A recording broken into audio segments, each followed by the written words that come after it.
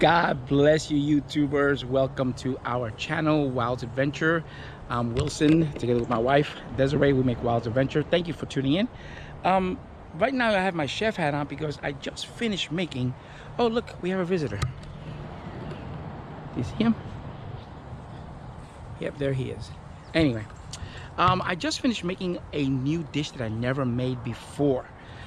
So I actually already made the dish, tried it, it was delicious, and now I'm making the intro. So if you've seen this intro, that means it was really, really good. It is stewed ribs, or rib stew.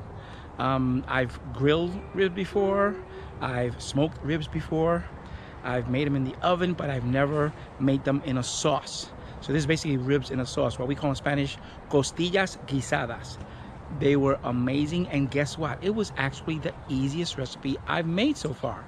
It's my own recipe, and I'm going to put all the details down below of how much to use, how to make it, and all the details as well. So let's go ahead and enjoy this video. And if you haven't subscribed, please subscribe. And also, if you like the video, give it a thumbs up. And let's go see our friend one more time.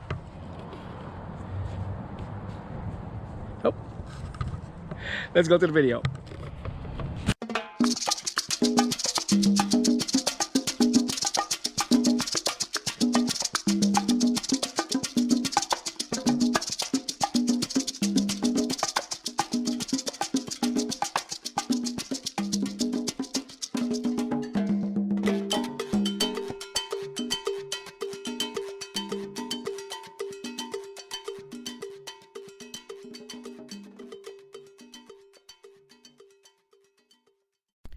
Okay, so we start with our ribs.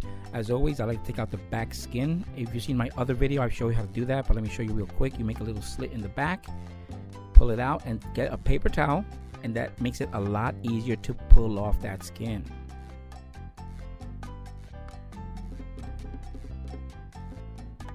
So there we are. I did it to both racks. Then I go ahead and slice up the ribs into individual pieces because I want each individual rib to get the flavors. Now the ingredients. We have sofrito, fresh cilantro, fresh garlic, chopped up onions.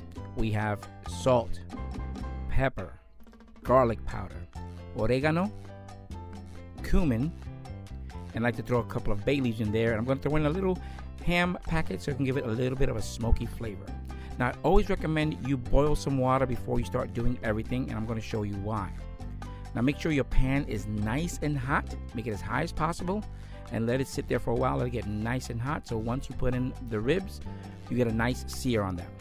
So make sure you put them all in there, and then you get the nice sear. So you're going to notice that I'm going to mix them up a little bit. You'll notice that they're getting nice and brown. See down right there, that's what you want to get. And mix them all up.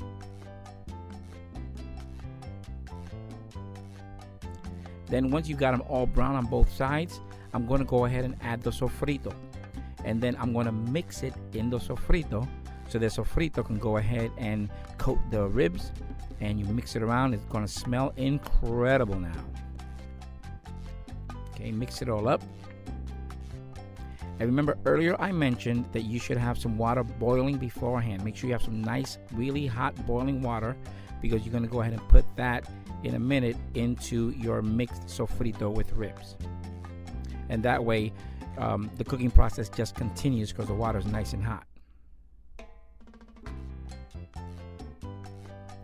So there we got them all browned up with the sofrito.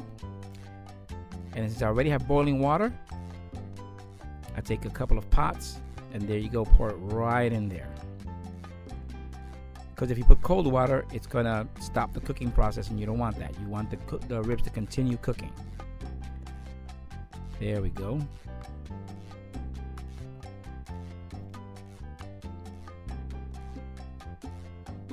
There, nice. All right. Then I'm going to go ahead and add all the dry ingredients. So I already have all the different spices mixed up into a bowl. Pour it in there. Then we're going to add the garlic,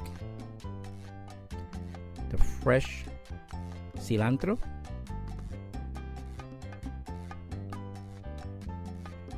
And of course the onions. Mix that all up. Okay. And then basically you're gonna let it boil. Just let it boil, let it cook. I like to put it on medium high, and then I cooked it for about an hour and a half on medium high. Now once the water starts to go down a little bit, notice that, ooh, that looks good. You're gonna add the tomato sauce. I'm gonna use 1 can of tomato sauce. And remember, si es Goya, tiene que ser bueno. If it's Goya, it's gotta be good. Add the tomato sauce. Mix that all up.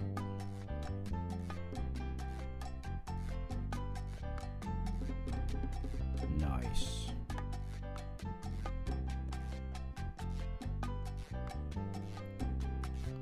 Not mixing it too well because I'm doing it with one hand and holding the camera with the other one. And then you let that simmer on medium for about another 15-20 minutes so it can get a little thick. Nice.